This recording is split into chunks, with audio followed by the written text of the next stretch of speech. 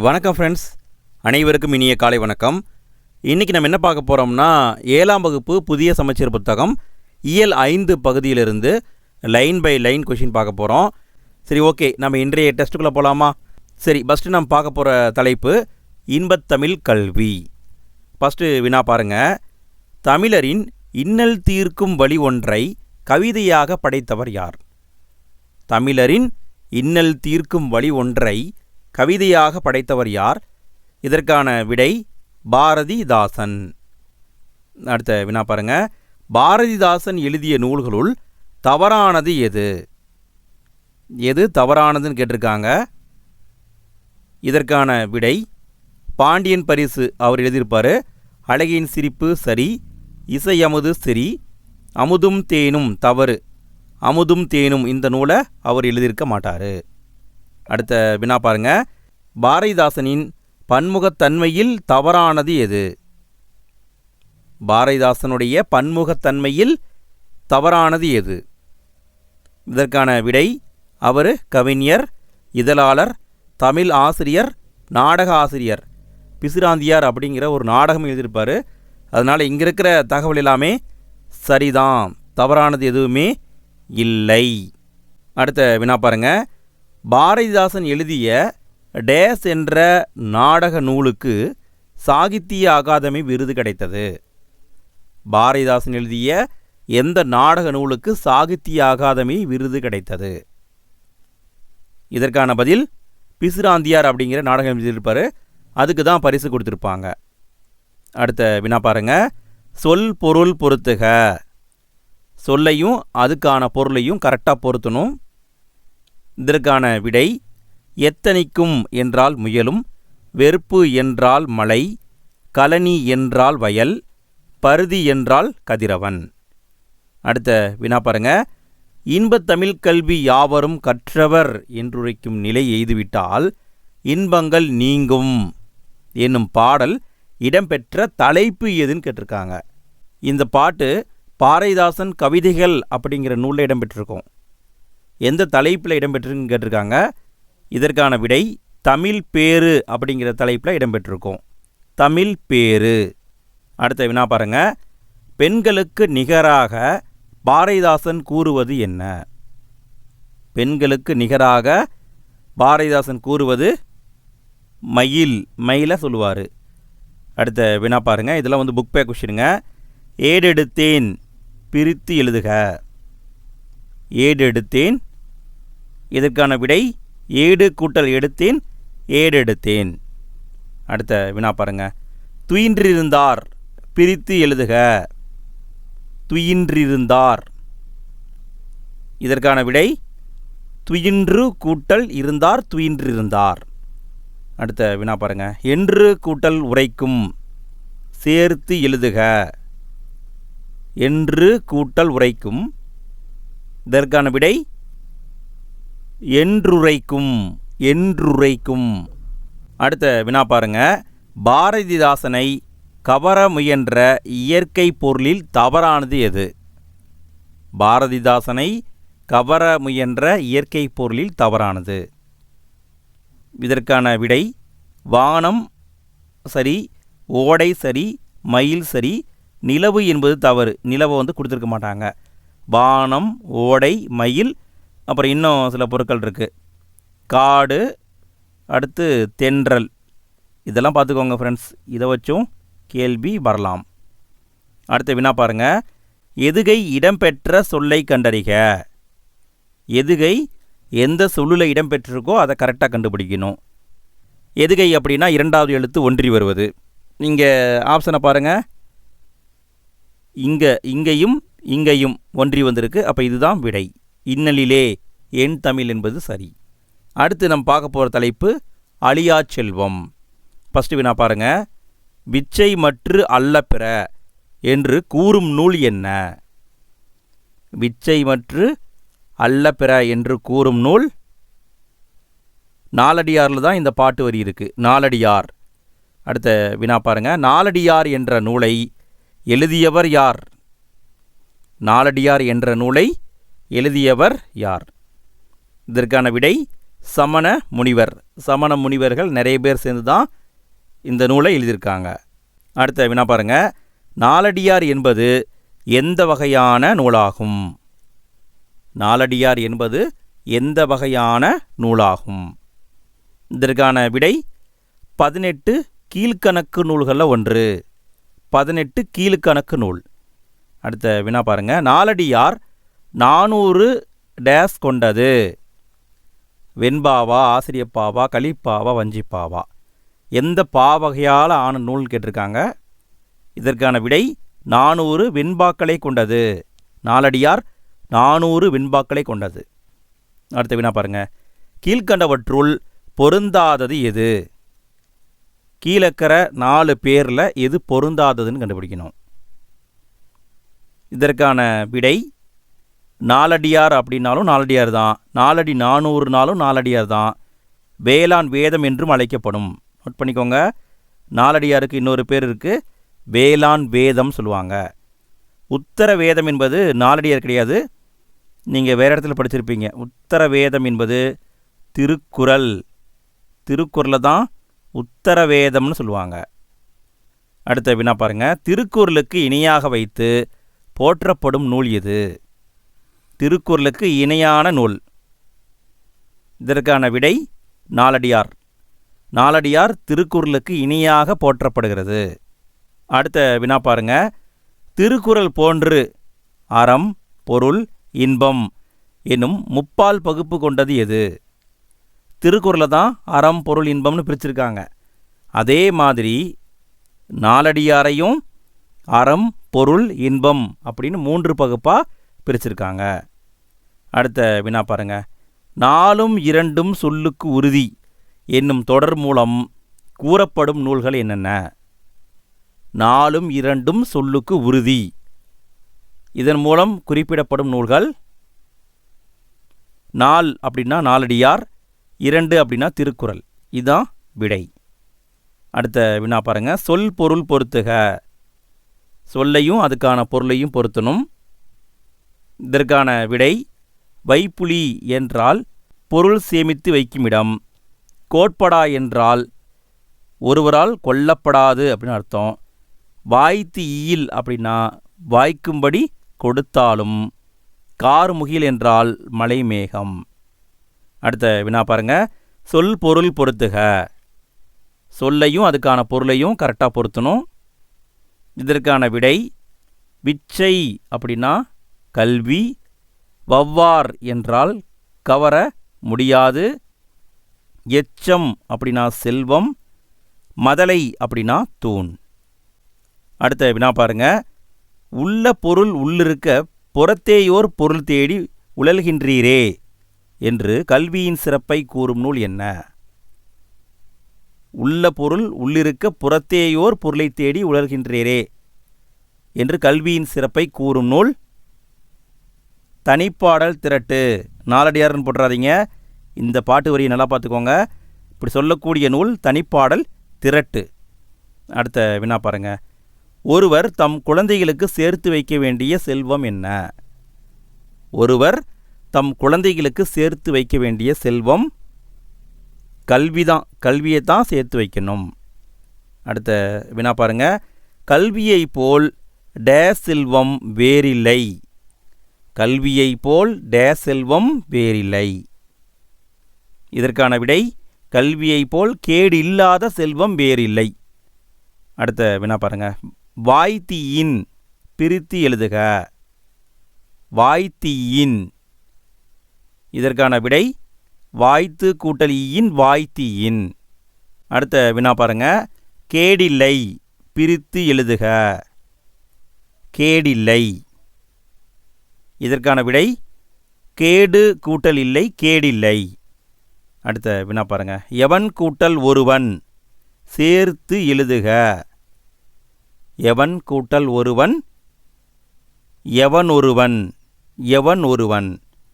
அடுத்து நம்ம பார்க்க போகிற தலைப்பு வாழ்விக்கும் கல்வி. ஃபஸ்ட்டு வினா பாருங்க, திருக்குறள் வகுப்புகள் நடத்தியும் தொடர் சொற்பொழிவுகள் நிகழ்த்தியும் திருக்குறளை பரப்பியவர் யார்?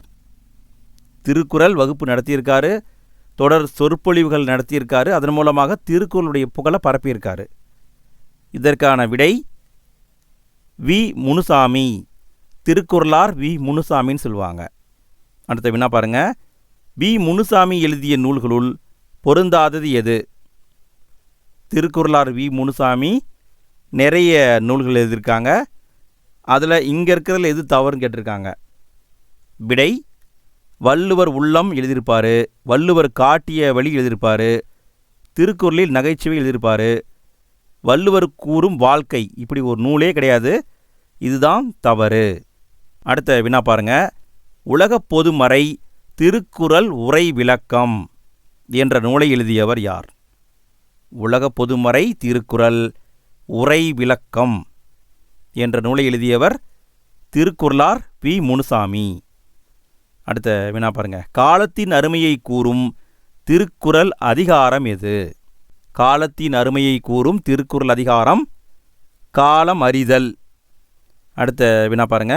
கல்வி இல்லாத நாடு டேஸ் இல்லாத வீடு. கல்வி இல்லாத நாடு எது இல்லாத வீடு? இதற்கான விடை விளக்கு இல்லாத வீடு. கல்வி இல்லாத நாடு விளக்கு இல்லாத வீடு. அடுத்த வினா பாருங்க. பள்ளித்தலமனைத்தும் கோயில் செய்குவோம் என்று பாடியவர் யார்? பள்ளித்தலமனைத்தும் கோயில் செய்குவோம் என்று பாடியவர் பாரதியார். பாரதியார் தான் பாடியிருப்பார். அடுத்த வினா பாருங்க. உயர்வடைவோம் பிரித்து எழுதுக. உயர்வடைவோம். இதற்கான விடை உயர்வு கூட்டல் அடைவோம் உயர்வடைவோம். அடுத்த வினா பாருங்க. இவை கூட்டல் எல்லாம் சேர்த்து எழுதுக. இவை கூட்டல் எல்லாம். இதற்கான விடை இவை எல்லாம் என்பது சரி. இவை எல்லாம். அடுத்து நம்ம பார்க்க போகிற தலைப்பு பள்ளி மறுதிறப்பு. ஃபஸ்ட்டு வினா பாருங்க. இளமையில் கல் என்று கூறிய கவிஞர் யார்? இளமையில் கல் என்று கூறிய கவிஞர் வேறு யார்? ஔவையார் தான். ஔவையார். அடுத்த வினா பாருங்க. பள்ளி மறுதிறப்பு என்ற கதையை எழுதியவர் யார்? பள்ளி மறுதிறப்பு இந்த கதையை எழுதினவங்க யார்? இதற்கான விடை சுப்ரபாரதி மணியன். சுப்ரபாரதி மணியன். அடுத்த வினா பாருங்க. சுப்ரபாரதி மணியன் நடத்திய இலக்கிய இதழின் பெயர் என்ன? அவர் ஒரு இலக்கிய இதழை நடத்திட்டு இருக்காரு. அந்த இதழுக்கு பேர் என்னன்னு கேட்டிருக்காங்க. விடை கனவு அப்படிங்கிறது தான் நடத்திட்டு இருப்பார். கனவு. அடுத்த வினா பாருங்க. சுப்ரபாரதி மணியன் எழுதாத நூல் என்ன? சுப்ரபாரதி மணியன் எழுதாத நூல். இதற்கான விடை பின்னல் எழுதியிருப்பார், வேட்டை எழுதியிருப்பார், புத்துமன் எழுதியிருப்பார். தண்ணீர் தேசம் கிடையாது, தண்ணீர் யுத்தம் அப்படிங்கிற பேரில் தான் ஒரு புத்தகம் எழுதியிருப்பார். அதனால் இதுதான் தவறு. அடுத்து நான் பார்க்க போகிற தலைப்பு இலக்கணம். ஓரெழுத்து ஒரு மொழியை பார்க்க போகிறோம். ஃபஸ்ட்டு வினா பாருங்கள். ஓரெழுத்து ஒரு மொழி நன்னூலின்படி தமிழில் உள்ள ஓரெழுத்து ஒரு மொழிகளின் எண்ணிக்கை எத்தனை? நன்னூலின் அடிப்படையில் ஓரெழுத்து ஒரு மொழி எத்தனை? இதற்கான விடை 42 இருக்குது. 42. அடுத்த வினா பாருங்கள். ஓரெழுத்து ஒரு மொழிகளை பொறுத்துக. கரெக்டாக பொருத்தணும். இனிமே தான் கொஞ்சம் கேள்விகள் கடினமாக இருக்கும். ஏன்னா ஓரெழுத்து ஒரு மொழியை கரெக்டாக பொருத்தணும். இதற்கான விடை ஆ அப்படின்னா பசு, ஊ என்றால் இறைச்சி, ஏ அப்படின்னா அம்பு, ஐ என்றால் தலைவன். அடுத்த வினா பாருங்க. ஓரெழுத்து ஒரு மொழிகளை பொருத்துக. ஓரெழுத்து ஒரு மொழிகளை பொருத்த வேண்டும். இதற்கான விடை கா என்றால் சோலை, கூ என்றால் பூமி, கை என்றால் ஒழுக்கம், சே என்றால் உயர்வு. அடுத்த வினா பாருங்க. ஓரெழுத்து ஒரு மொழிகளை பொருத்துக. வந்துக்கிட்டே இருக்கும். இனிமே ஒரு 5-6 கொஷின் வரும்னு நினைக்கிறேங்க. சரி, விடையை பார்க்கலாங்களா? சோ என்றால் மதில், தே என்றால் கடவுள், நே என்றால் அன்பு, நை என்றால் இழிவு. அடுத்த வினா பாருங்க. ஓரெழுத்து ஒரு மொழிகளை பொருத்துக. ஓரெழுத்து ஒரு மொழிகளை பொருத்தணும். இதற்கான விடை நோ என்றால் வறுமை, பே என்றால் மேகம், பை என்றால் இளமை, மீ என்றால் வான். அடுத்த வினா பாருங்க. ஓரெழுத்து ஒரு மொழிகளை பொறுத்துக. எல்லாத்தையுமே மனப்பாடம் பண்ணிடுங்க ஃப்ரெண்ட்ஸ். ஓரெழுத்து ஒரு மொழியிலிருந்து கண்டிப்பாக கேள்விகள் வரும். விடை பார்க்கலாங்களா? மே என்றால் அன்பு, மோ என்றால் மோத்தல், யா என்றால் அகலம், வி என்றால் மலர். அடுத்த வினா பாருங்க. ஓரெழுத்து ஒரு மொழிகளை பொறுத்துக. ஓரெழுத்து ஒரு மொழிகளை கரெக்டாக பொருத்தணும். இதற்கான விடை வை என்றால் புல், வவ் என்றால் கவர், நோ என்றால் நோய், தூ என்றால் உன். அடுத்த வினா பாருங்க. ஓரெழுத்து ஒரு மொழியில் குறில் எழுத்துக்கள் எத்தனை? மொத்தம் 42 எழுத்துன்னு பார்த்தோம். அதில் இருக்கிற குறில் எழுத்துக்கள் எத்தனை? இதற்கான விடை 2 குறில் எழுத்துக்கள் இருக்குது. 2 இருக்குது. அடுத்த வினா பாருங்க. ஓரெழுத்து ஒரு மொழியில் உள்ள குறில் எழுத்துக்கள் என்னென்ன? 2 குறில் எழுத்து இருக்குன்னு பார்த்தோம். அது என்னன்னு கேட்டிருக்காங்க. இதற்கான விடை நோ, தூ. இந்த 2ம் தான் குறில் எழுத்துக்கள். அடுத்து நம்ம பார்க்க போகிற தலைப்பு பகுபத உறுப்புகள். ஃபஸ்ட்டு வினா பாருங்க. பகுபத உறுப்புகள் எத்தனை வகைப்படும்? பகுபத உறுப்புகள் எத்தனை வகைப்படும்? இதற்கான விடை 6 வகைப்படும். 6 வகைப்படும். அடுத்த வினா பாருங்க. பெரும்பாலும் கட்டளையாகவே அமையும் பகுபத உறுப்பு எது? பெரும்பாலும் கட்டளையாகத்தான் இருக்கும். அப்படி இருக்கிற பகுபத உறுப்பு என்ன? இதற்கான விடை பகுதி. பகுதி என்பது கட்டளையாகவே வரும். அடுத்த வினா பாருங்க. பகுபதத்தில் திணை, பால், எண், இடம் ஆகியவற்றை காட்டுவது எது? பகுபதத்தில் திணை, பால், எண், இடம் ஆகியவற்றை காட்டுவது எது? இதற்கான விடை விகுதி. விகுதி தான் திணை, பால், எண், இடம் இது எல்லாத்தையுமே காட்டும். அடுத்த வினா பாருங்க. பெரும்பாலும் பகுதிக்கும் இடைநிலைக்கும் இடையே இடம்பெறும் மெய்யெழுத்து டேஸ் எனப்படும். பகுதிக்கும் இடைநிலைக்கும் இடையே வரக்கூடிய மெய்யெழுத்துக்கு பேர் என்ன? இதற்கான விடை சந்தின்னு சொல்லுவாங்க. சந்தி. அடுத்த வினா பாருங்க.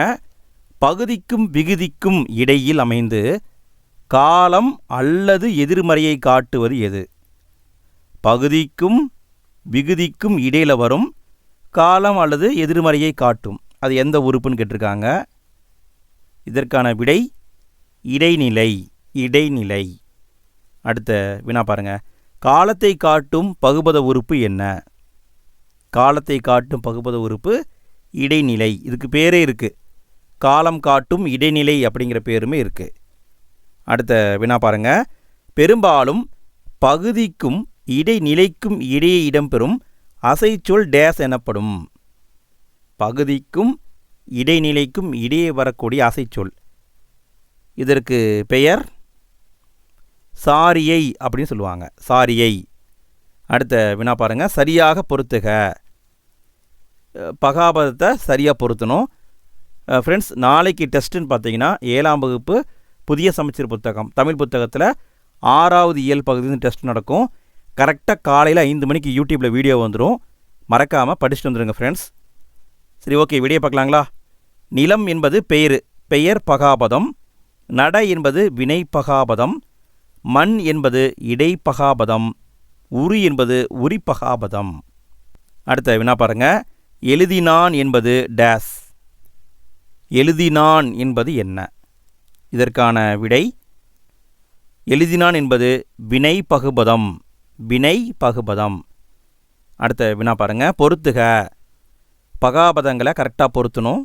நம்ம முன்னாடி பார்த்தோம் இல்லைங்களா, அதே மாதிரி பேட்டர்னில் தான் அமைச்சிருக்காங்க. விடை பெயர் பகாபதம் என்பது நிலம், நீர், நெருப்பு, காற்று இதெல்லாமே பெயர் பகாபதம். வினை பகாபதம் என்பது நட, வா, படி, வாள் இது வரும். இடை பகாபதம் என்பது மண், கொள், தில், போல் இதெல்லாம் வரும். உரி பகாபதம் என்பது உரு, தவ, நனி, களி இப்படி வரும். அடுத்த வினா பாருங்க. மூவிடங்களில் படர்க்கை இடத்தில் வராதது எது? 3 இடம் இருக்குங்க தமிழில். தன்மை, முன்னிலை, படர்க்கை. இந்த 3 இடங்களில் படர்க்கை இடத்தில் பொருந்தாதது எதுன்னு கேட்டிருக்காங்க. எது படர்க்கை இடத்தில் பொருந்தாதது? இதற்கான விடை அவன், அவர், இவள் எல்லாமே படர்க்கை. நீங்கள் என்பது முன்னிலைக்கு வரும். நீங்கள் என்பது முன்னிலை. அடுத்த வினா பாருங்க. மூவிடங்களில் தன்மை இடத்தில் பொருந்தாது எது? தன்மை இடத்துல எது வராதுன்னு கேட்டிருக்காங்க. இதற்கான விடை நான், நாம், என் இதெல்லாமே தன்மை இடங்கள். உன் என்பது முன்னிலை இடம். அதனால் இதுதான் பொருந்தாதது. அடுத்த வினா பாருங்க. மூவிடங்களில் முன்னிலை இடத்தில் பொருந்தாதது எது? முன்னிலை இடத்துல எது சரியாக வராதுன்னு கேட்டிருக்காங்க. இதற்கான விடை நீ, நீவிர், உங்கள் எல்லாமே முன்னிலை இடத்துல வரும். அவை என்பது படர்க்கை இடத்துல வரும். அதனால் இதுதான் பொருந்தாது. அடுத்த வினா பாருங்கள். கடைசி வினாங்க. கலைச்சொல் அறிக. கடைசி வினா ஃப்ரெண்ட்ஸ். நாளைக்கு டெஸ்ட்டு கரெக்டாக 5 மணிக்கு நடக்கும். காலையில் 5 மணிக்கு சரிங்களா? படிச்சுட்டு வந்துடுங்க. யூடியூப்பில் கரெக்டாக வீடியோ வந்துடும். சரி, கடைசி வினாவுக்கான ஆன்சரை பார்த்துடலாமா? நீதி அப்படின்னா மோரல், கல்வி அறிவுனா லிட்ரஸி, வழிகாட்டுதல்னா கைடன்ஸ், ஒழுக்கம் என்றால் டிசிப்ளின். ஃப்ரெண்ட்ஸ், வீடியோ பிடிச்சிருந்தா லைக் பண்ணுங்கள். வீடியோவுக்கு முடிஞ்சால் ஹைப் அப்படிங்கிறதையும் கொடுத்துருங்க. உங்கள் ஃப்ரெண்ட்ஸ்க்கும் ஷேர் பண்ணுங்கள். நாளைய வீடியோவில் மீண்டும் சந்திப்போம். தேங்க்யூ.